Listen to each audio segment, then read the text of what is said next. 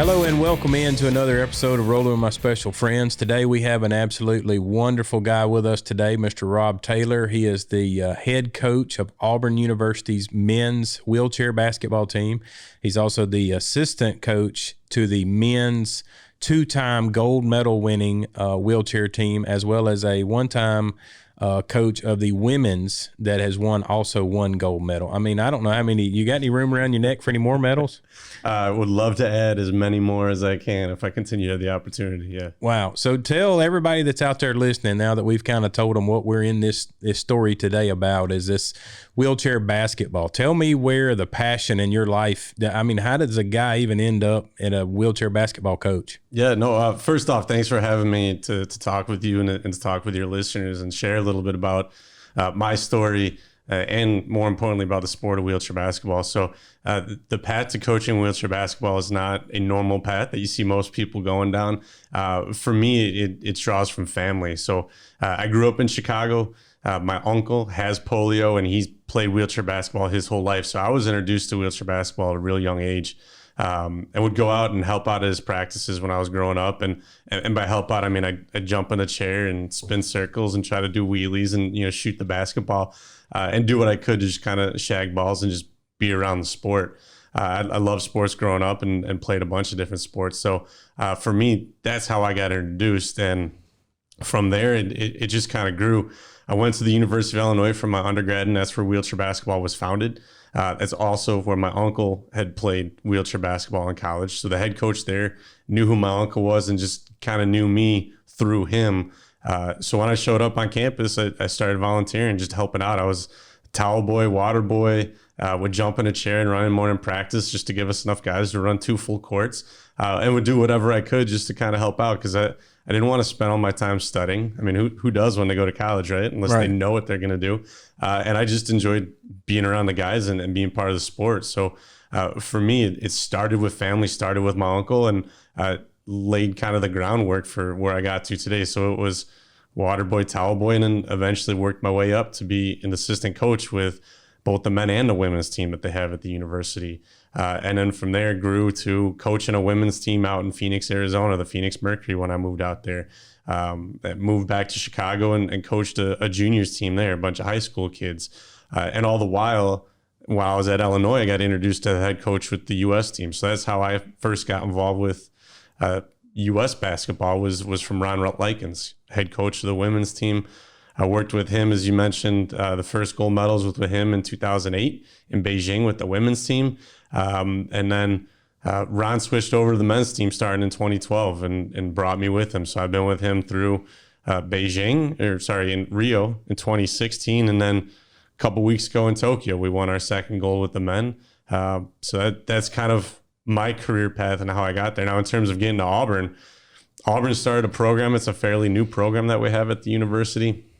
And they were looking to bring in a head coach. They'd used grad assistants before me, and just kind of put the word out there. And through my connections in wheelchair basketball, my name was passed along to Auburn, and they reached out to gauge my interest, and it worked out. I've been down at Auburn now for about 5 years, getting ready to start my 5th season. So loving it down there and really enjoying growing a new college team.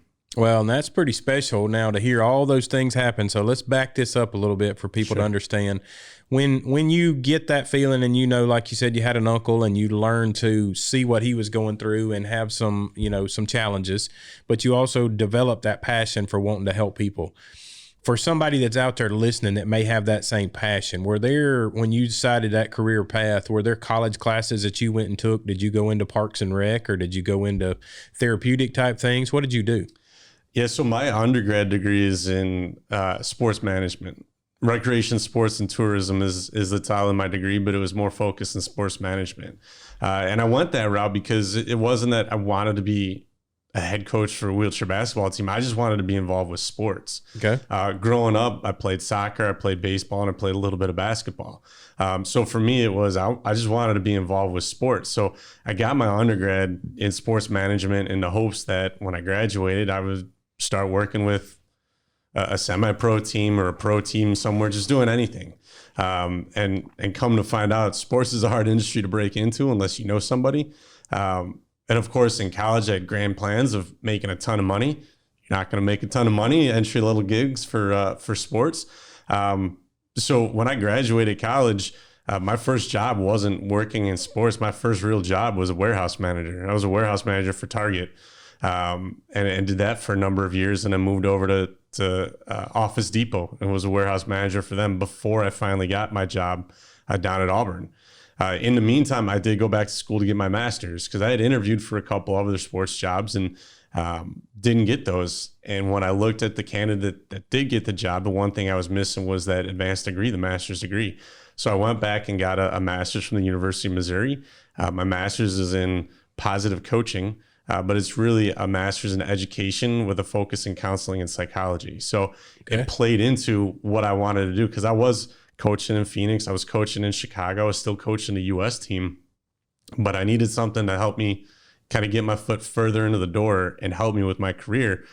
So that's why I went the route of a positive coaching degree. And it's done great. It helped me get the job at Auburn, but more importantly, it's helped me out with other relationships with my wife, with my kids, with family and friends, because I feel I can better understand them and I can better get my ideas across or carry a conversation with them that's meaningful for everybody. So now it's interesting you go into that. Tell us what positive coaching degree is. Like what are the focal points in a positive coaching degree?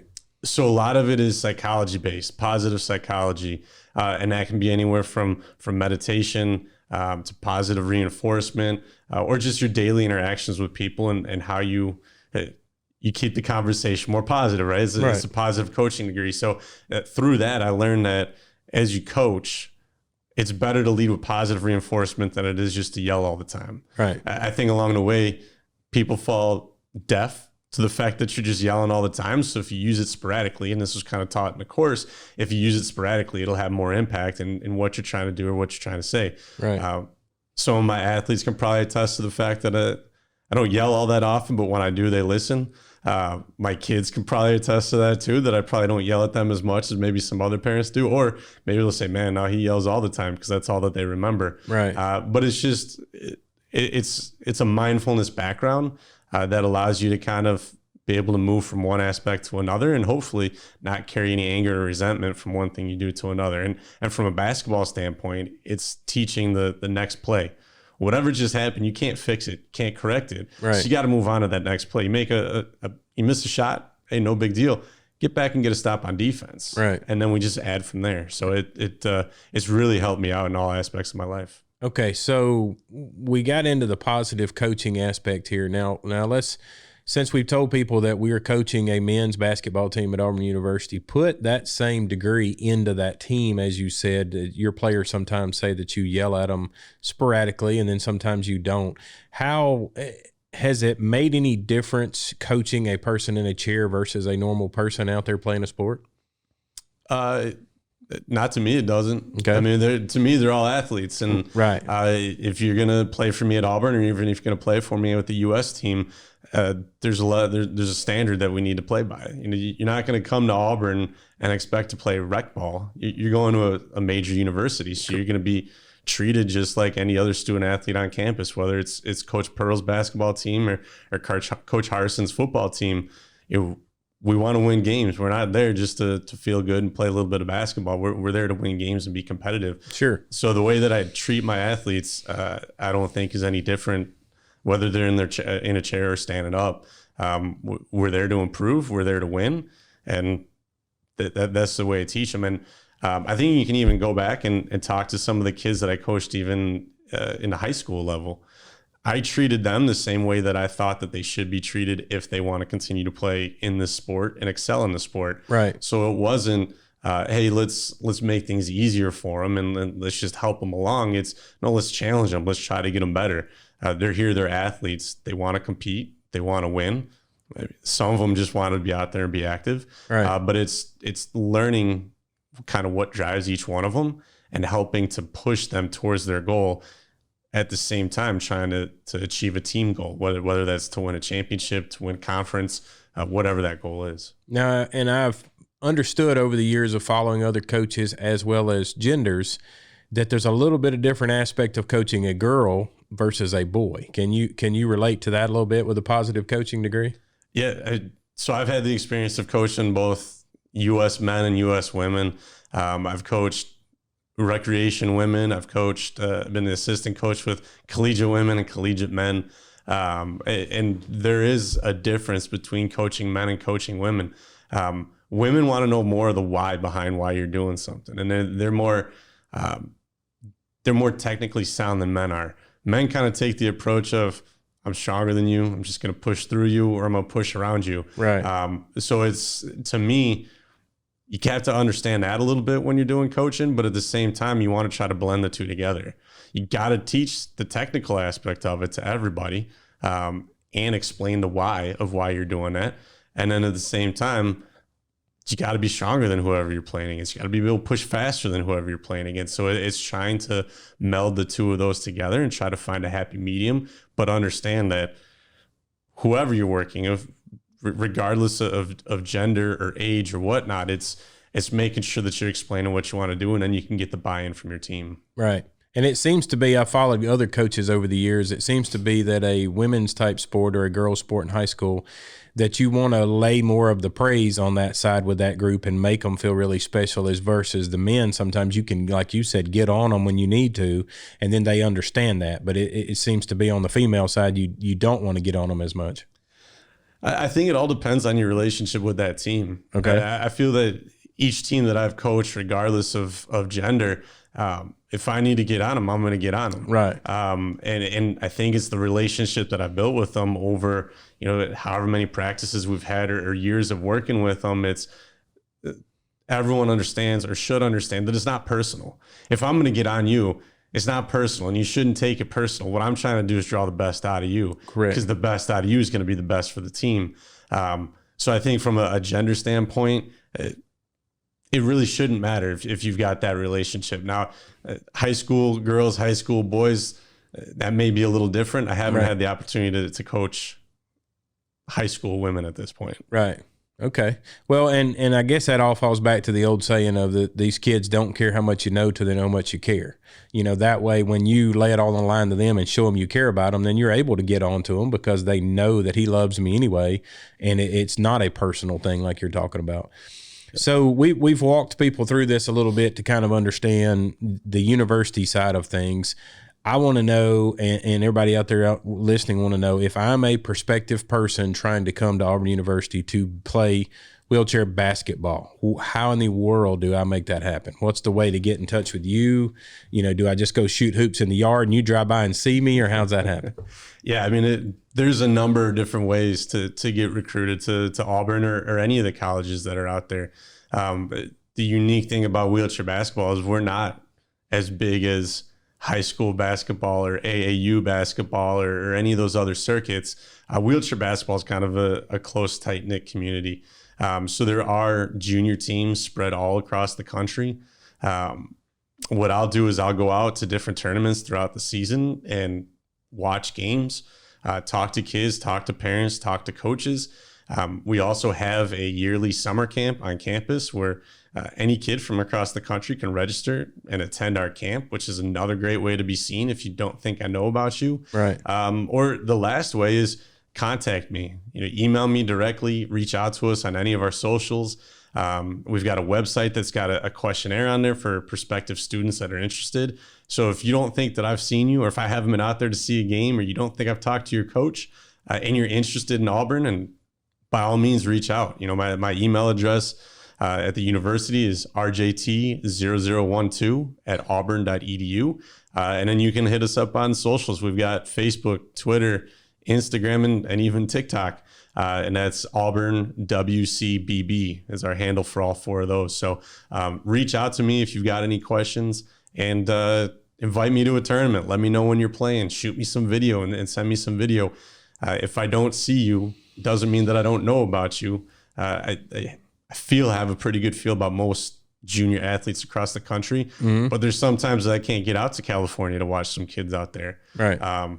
But that's one way that they can get a hold of me if I don't see them at a tournament. Now, the national tournament is all the junior teams get together at nationals, and I do attend nationals every year, so I'm able to see the kids there. The problem with that is there's usually about 8 different games going on at any one time. So I may not see a full game, but I'll try to pop from court to court to try to see as much as I can. Right. Now, that being said, so they're just like, this sounds like it's set up just like any other sport where a child could come in, be recruited, and be asked to come to your university to play. Well, there's also in that same recruiting, there's kind of what we call diamonds in the rough, guys that are families that may not know about that junior. Is there another way for somebody that if I'm a parent that had a newly injured child, and they're wanting to get into this basketball thing, what is the ways, the channels to go out there and do that? Sure. So right now, the league that we play in is the National Wheelchair Basketball Association. They're kind of our overarching governing body, not just for collegiate wheelchair basketball, but for all wheelchair basketball. So there's 3 different adult divisions. There's a couple of different junior divisions. There's collegiate women, collegiate men, and then there's a women's division. So if you've got a child that's newly injured, or if you yourself are newly injured and you're interested in playing and you don't know where to start, that's a great place to start. Their website is nwba.org. Okay. And you can go on there and find a team that's closest to you. And then there's a contact on there that you can reach out to and say, hey, I'm newly injured. I live in the area. I'm 40 miles away. Haven't played before, but I'm interested in finding out more information. And I can almost guarantee every single one of those teams will invite you out to a practice. They'll strap you in a chair day one and give you a ball and teach you the basics. Right. If you don't want to go that route, you can reach out to me. Send me an email and say, hey, I'm recently injured. I live in Prattville. What's the closest team that I can play with? And I can help connect you with that as well. So right. Everyone in wheelchair basketball loves to grow the sport. So if you know of someone or know of a kid, reach out and we'll pair you up with your closest team. And sometimes if you've got a kid that's injured or newly injured, there may not be a juniors team close to you, but there may be an adult team. Those teams would love to have a new kid come out and learn the game as well. And then that's kind of how the sport grows, is maybe the one area only has 2 or 3 kids with a disability. You just move to the area. Now you can add that kid to the team and the team will start growing that way. Okay. Well, and I've come across a lot of people in my travels and speaking and stuff of children that are out there and young adults that are out there looking for things to get into that, that have disabilities. What also, so we can get into it for people that are really listening, what qualifies me or a person out there listening to sit in that chair and play? They don't have to be a spinal cord injury. They don't have to be an amputee. Give us the list of what qualifies me. Yeah, so currently with the NWBA, you just need to have a permanent lower body disability. So spinal cord injury, amputation, yes, spina bifida, cerebral palsy. The list could be endless in terms of what your permanent lower body disability is. Okay. But if you're an able-bodied individual, it doesn't mean you can't play. You can still go and help out at practice. You could do what I did, show up at my uncle's practice and just mess around in a chair, right. Maybe scrimmage every now and then. And that would help a local team out as well. But in order to compete on a team, currently in the NWBA, you need to have some sort of lower body disability. There's other countries around the world where able-bodied individuals are able to play wheelchair basketball. Mm-hmm. There's been a push within the NWBA recently to try to allow able-bodied individuals to play in the sport. Mm-hmm. There's some rules and guidelines that need to change before that's allowed to happen. Sure. But there's a lot of momentum behind that right now, which I think would be great for the sport because it would help grow the sport, because now you're not just limiting it to those with disabilities, but you're opening it up to everybody. But yeah, currently anyone with a permanent lower body disability is able to play. Now, when you, to get this even dialed in a little tighter, when you say getting close to being to let everybody be able to play, there's got to be some advantages and disadvantages. If I'm a full able-bodied guy and I jump in a chair, then I go compete against a guy with a spinal cord. That's kind of not the same playing field, right? It seems that way, right? Right, yeah. Well, I mean, that's the thing, is that someone brand new that has never played before, an able-bodied individual, and you put them in a chair, right? They're not going to have the same sort of chair skills as someone who's got a spinal cord injury and has been in a chair for a while, right? Or let alone someone that's played wheelchair basketball for a while. Correct. So yeah, you may look at someone able-bodied and say, man, but they're tall, they got full function. If you put them in a chair, it kind of balances out there. Now, yeah, if that individual practices, right, they could become really good. But no different than anyone else that practices all the time at their sport. Right. The other part with wheelchair basketball that kind of evens the playing field for everyone is we've got a classification system.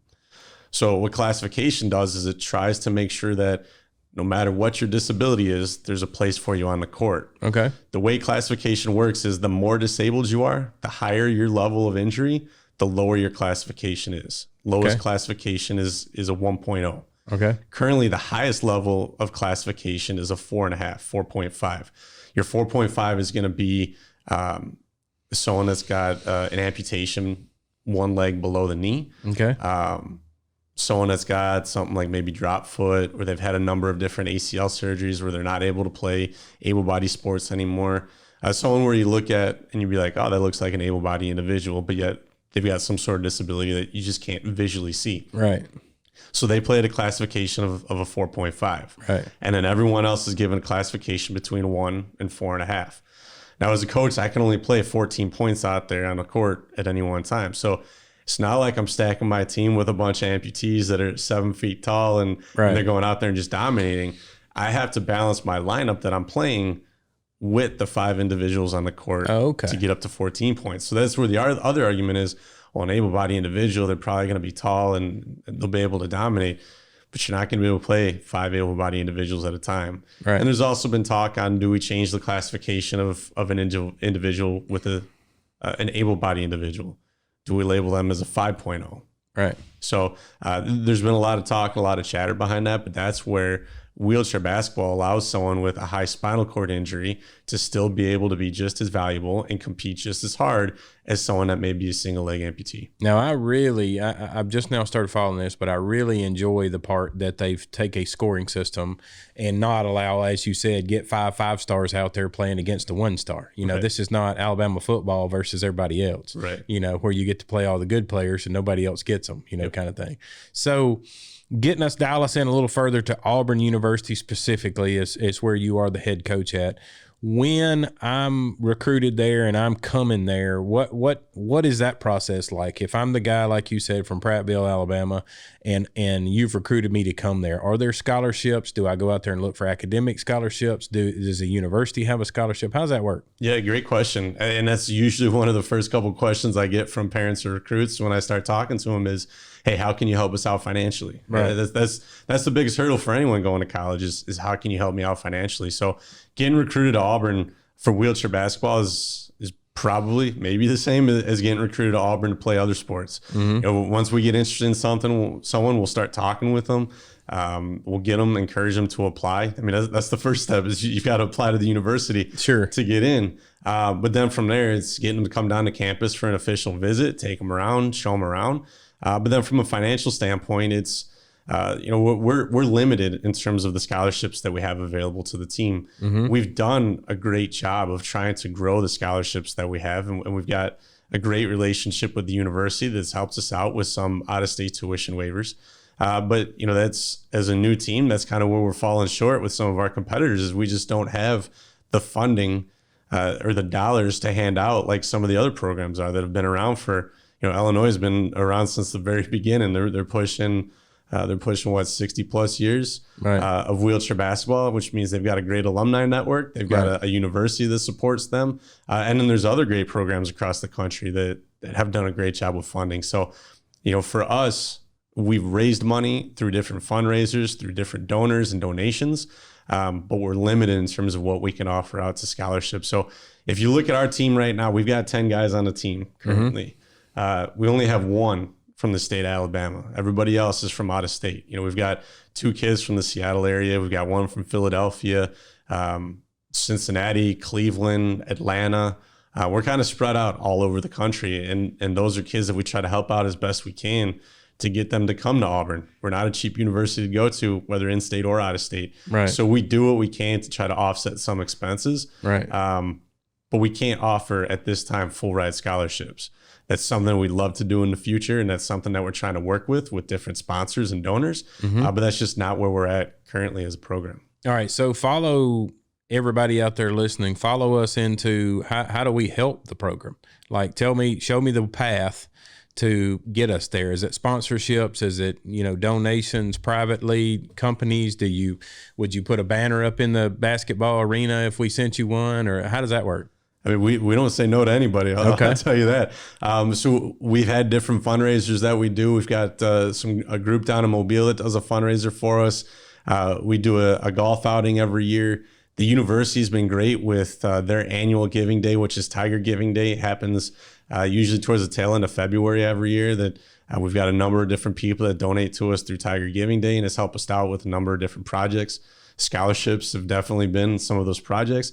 But then, we're open to corporate sponsors. We're open to individual sponsors. We love private donors that want to kick us some money when they can. Right. So we're open to everything, and putting banners up in the Coliseum. We're open to putting advertisement on chairs. We're looking at every avenue that we can to help fund the team, but also to help with our exposure. Okay. Money's great, and we'd love to have the money, but we want to make sure that we're also increasing the exposure for our team. So that means if we are partnering with your organization, that if we're putting a social media post out there, that you guys are also sharing it as well, so that you can help get the word out on our program, just as we're getting the word out on your company. And I think that's the way any sort of partnership or sponsorship should work. Right. And that's the biggest thing for us is raise money for the program, try to help grow the program so we can be more competitive, so we can help offset the expenses of a lot of these student athletes, and then just grow the exposure of our team and the sport as well. Now, one avenue to take into that is, and I know everybody's talking about it now, is this NIL stuff, the name, image, likeness, for people that don't understand what that is. Yep. You basically, for your name, somebody's going to give you a bunch of money and say, well, okay, we want our money behind Robb because he's the basketball coach at Auburn.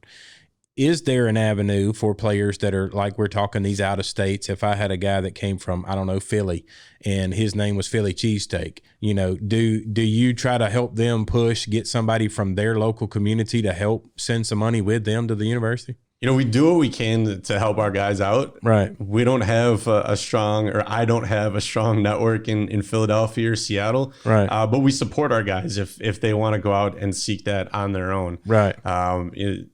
Stuff will come across my desk. I mean, I think Barstool Sports is a good one. They started sponsoring anyone that would send their name in. So we've got a few of our guys that signed an NIL or whatever the deal is with Barstool Sports, which I don't think is a financial deal, but it's just more your name gets put up on their social medias, which is kind of cool. But I encourage them to all find their own sort of deals if that's something that they want to do and they feel comfortable doing. I'm happy to help them out with any connections that I have, but my connections are either in Auburn or in Chicago, where I grew up. So I encourage it. I think it would be great for our guys to get that kind of sponsorship, that kind of endorsement, and that kind of exposure.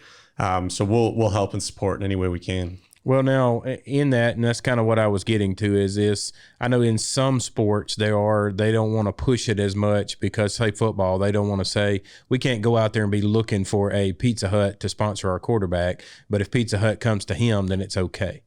For your guys, it sounds like we really want to do a push to try to help get as much following into the program, number one, and then number two, the financial side of it to help that kid from Indianapolis or Chicago or wherever to come. We need him to help, a local company or somebody bring some money with him as far as exposure wise. Yeah, we're not opposed to any of that stuff. Right. I think if you look at Auburn football, our quarterback's sponsored by one chicken place. That's right. It seems like all of our tight ends have different chicken places that they're sponsored by, which I think is great. Yeah. We don't have we currently don't have any like corporate sponsors for the team where I can't say, hey, we're corporately sponsored by Under Armour. You can't get a Nike sponsorship. It's one of those things that, again, I support our guys in whatever avenue they want to go to help raise some money to offset some of their expenses, and even to help that business with their exposure as well. One thing, and I don't know, you may think it's a crazy idea, but it just come to my head that could be a really awesome fundraiser for you guys to be able to do, is get Bruce to get his guys to sit in chairs and play your guys. It's funny you mentioned that. As part of my final project at the University of Illinois, my internship, that was a game that we set up. We had a game against at the time, it was Bruce Weber was the coach of the men's team, and Teresa Grentz was the head coach of the women's team. Mm-hmm. We brought them all together, and we did that. We had different times where it was a mixture of all four teams. We had other times where it was just the able-bodied players playing against each other, and another time where it was just our student athletes playing against each other. And Bruce and I have had that conversation as well. It was a conversation we had pre-COVID. Yeah. And COVID's kind of derailed that a little bit. So it's an idea that we have talked about, but it's something that we'll probably look into here in the future once things open up a bit. I think the exposure would be wonderful. I mean, people would be absolutely, like you said, seeing a 7-footer sit down in a wheelchair and try to play basketball. That's a totally different thing. It is. And when we did it at Illinois, it was right around the time that they had just gone to the national championship game. So it was around the team that they had.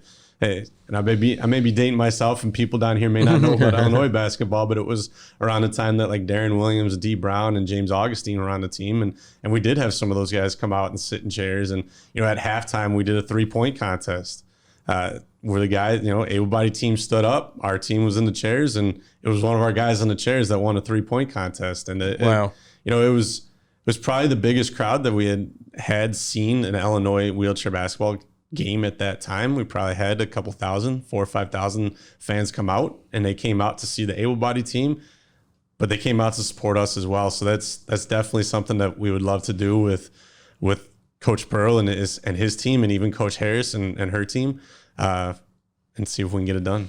So now all these people that are out here listening, they've got to hear a little bit about your story and a little bit about the team. Put us a little bit deeper into Robb's world. Tell us something funny that people out there don't know about Robb. I guess I haven't really talked much about my family. So, I'm married, coming up on 15 years to my wife. We've got 2 young boys, one that'll turn 11 on Monday and another one that'll turn 13 in a couple weeks.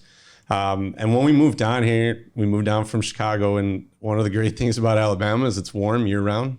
We have a lot of cold and snow up in Chicago. Oh, yeah. So when we got down here, we really took the kids outside and went hiking on a number of different trails. And one of the stories that my youngest likes to tell is a couple of years ago, we were hiking not too far from here. And it was on one of those trails where you kind of go up, you kind of go down, and it kind of levels out. And it was near the end of our hike. And the kids went running down this hill on the path, having fun, screaming, yelling, all that stuff. And I was a little tired, but walking in the back with my wife. And I was like, all right, well, I'm going to run down the hill after these guys. And I'm not the smallest guy. And once you get mass like this, going down a hill, it doesn't slow down, or your feet don't keep up with you nearly as quickly as you think you will. Right. Feet didn't pick up, or I hit a rock or hit a stick or something and just went tumbling the rest of the way down. And the funnier part was, as soon as I started running down, I hollered like the kids did, like incoming or something like that. Didn't think that I'd hit a rock halfway down and roll the rest of the way down. But the kids were laughing about it the whole time, and they still bring it up anytime we decide to go for a hike, even if it's flat. They're like, "Hey, Daddy, don't go running here. You might trip and fall." So they remind me of that as often as they can. Well, that's cool to me that you got the lighter side of you too, that people don't. They get to see coaches a lot of time, and they think these guys are just rough around the edges and they just want to fuss. But it sounds like you got a really good home atmosphere and family atmosphere to really enjoy that time as well. So. Also, another thing about coaching is a coach puts in a lot of time, a lot of effort, a lot of watching some films, a lot of, practice time. How do you manage that time between coaching and family? So that was the important thing for me when I took the job here at Auburn, was being able to balance that, or have the balance between work and life and all that stuff. In my previous career, if you will, the work-life balance just wasn't there. I was putting in 12 hours, 13 hours at work, leaving for work before the kids got up and getting home from work as they were finishing dinner and climbing into bed. So the great thing about working at Auburn and being a coach is you can manage all that stuff. You can put in the work that you need to. I get up 5 o'clock every morning. We practice early in the morning, usually from 6 to about 8. And then I'm able to knock out everything that I need to while the kids are in school.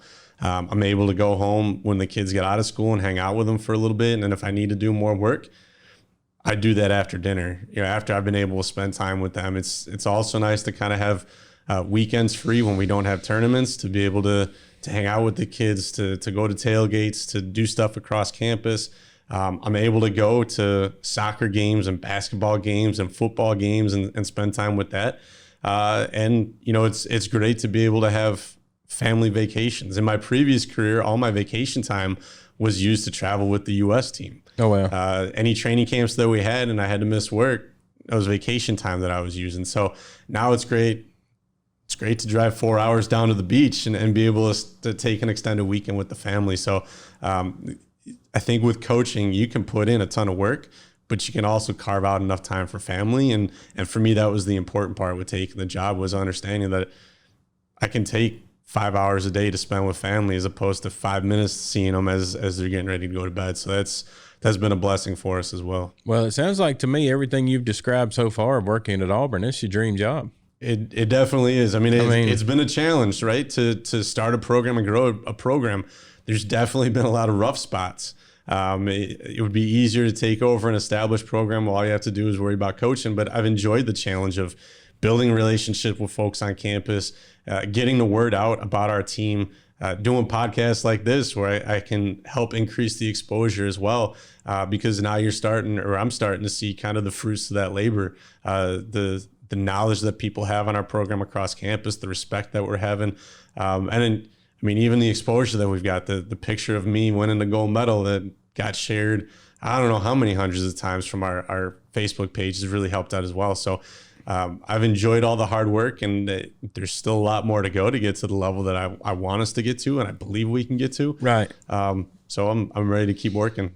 Now, you brought it up, gold medal. Obviously, we just had an Olympics in Tokyo. Is that correct? Yep. You know, step us for a second or two, step us outside of that and tell us what in the world is it like in a COVID world and a pandemic world and a whatever title they want to give it this week world, going to Tokyo and winning a title. I mean, I'm sure that's a lot of hurdles to jump. Yeah, I mean, this trip was definitely different than Rio and different than Beijing before that. You know, we were kind of restricted to our movements in terms of what we could do. We're locked down, sounds like a bad term, but more or less that's what we were. We were either at the village, staying in the village, or we were at a practice venue or competition gym. And even when you were back at the village, it was kind of like, hey, limit your movements, don't be outside so much. And there wasn't as much to do as there has been in previous games. You know, the village is usually a pretty hopping place, but with the restrictions this year, as soon as your games were over, your tournament was over, you had to leave within 48 hours. So, wow. You know, in the normal games, the village is hopping the whole time. People are sticking around. They're going to other events. They're watching other sports, and they're staying around until that last party at the end of closing ceremonies. And this one was different. You know, the people would come and then they'd be gone after 4 days because their games were over. And the village started to be less and less people. You'd see less people in the dining hall and much fewer people at closing ceremonies. So that was definitely different than having to get up and COVID test every morning, you know, making sure that you had your mask on all the time. They wanted you to wear a mask even when you were back in your room or in your little apartment. You know, that was an adjustment as well. So it was a different feel, but I think it was good for our guys because not that we've ever had a problem at any other games. I mean, I've been to 3 games and won 3 gold medals, so I haven't had a problem with that. But right. It did seem more like a business trip. There was no, hey, one day of sightseeing and being able to go out wherever it is. You know, in Rio, we went to Christ the Redeemer. In Beijing, we went to the Great Wall. We didn't have that sort of distraction for these games. It was, okay, here's our first game. We got to get ready for Germany. Okay, that game's over. We got to get ready for our next game against Iran or whoever it was. So it was very much focused. The guys were very focused on what we needed to do. And, you know, you could see it in the final result of beating Japan for the gold medal, which was a great game to do, you know, in Japan. So it was a good tournament, and we're very happy to come out with the gold. Well, it seems like to me, if I'm a guy out there looking for a place or a good home, a collegiate player to come play, you're the guy, because you got it well-rounded. You know what the national game looks like. You know what the local game looks like. You've coached it at a lower level, even down into the juniors, as you call it. You basically got it all. And it sounds like for a guy that's coming from out of state, we got the perfect weather for him to come play. That's right. I mean, I don't know how you can't sell Auburn to come play basketball. No, and I appreciate that. And I think that's one of the things when I do talk to kids, and I'll be honest, I don't always sell the fact that I'm the U.S. coach and the success that I've had. And I've even made it clear to a number of kids that even bring it up of, listen, you can come to Auburn, but that's not a guarantee for a tryout, and it's not a guarantee to make a U.S. team. So, but what I can guarantee you is I will teach you the style of play that have allowed us to be successful internationally. I'll teach you what it takes to play at that level, and then you've got to earn it from there. Right. But yeah, I mean, you're absolutely right. Auburn campus is beautiful. The weather is unbelievable. We've got a great group of student athletes. We're starting to get great support from the university. I think the one thing that kind of keeps us behind is the ability to compete financially, right, those scholarships with other universities. But I like to believe we check the box in a number of different areas, and hopefully if we can increase the funding, then we check all the boxes, and everyone will want to come to Auburn, and I'll have to pick and choose who to bring in. So that's always a good problem. It's a problem I'd love to have. We haven't had it yet, and that's what I'm willing to tackle. So now let's wrap this thing up and get everybody. We talked about it earlier during the middle of the podcast, but let's talk again. How in the world, if I'm a prospective person, A, out there trying to be a recruit, coming to you, or B, a junior even trying to get started, or C, somebody, which is very important, that's trying to bring us money or a sponsorship to the program, how do I get in touch with Coach Taylor? Yeah, I mean, I mentioned it earlier, but anyone's welcome to email me if they want. My work email is rjt0012@auburn.edu. Mm-hmm. You can hit us up on our socials, Facebook, Instagram, Twitter, TikTok. That stuff will all be passed along to me, and our handle there for all of them is Auburn WCBB, so Auburn Wheelchair Basketball. Or if you've got any questions, you can call the office and try to get a hold of me or leave me a message, and that number is 334-734-6457. All right. Now we got this one last question that we love to ask everybody that comes on the podcast. We kind of call it our signature series question. Okay. If tomorrow was the day that Mr. Taylor's life was over and it all ended, what would you hope if we went out the next day and bought a book to read about the life of you? What would you hope people read in that book? I think there's two important things that should be in that book. And, the first one is, he was a loving father. He was a loving husband. He was a great friend, a great son, and everything from a family standpoint that you would expect. He did anything for his family and friends, and really took care of them. And then from a coaching aspect, it would be, he worked hard.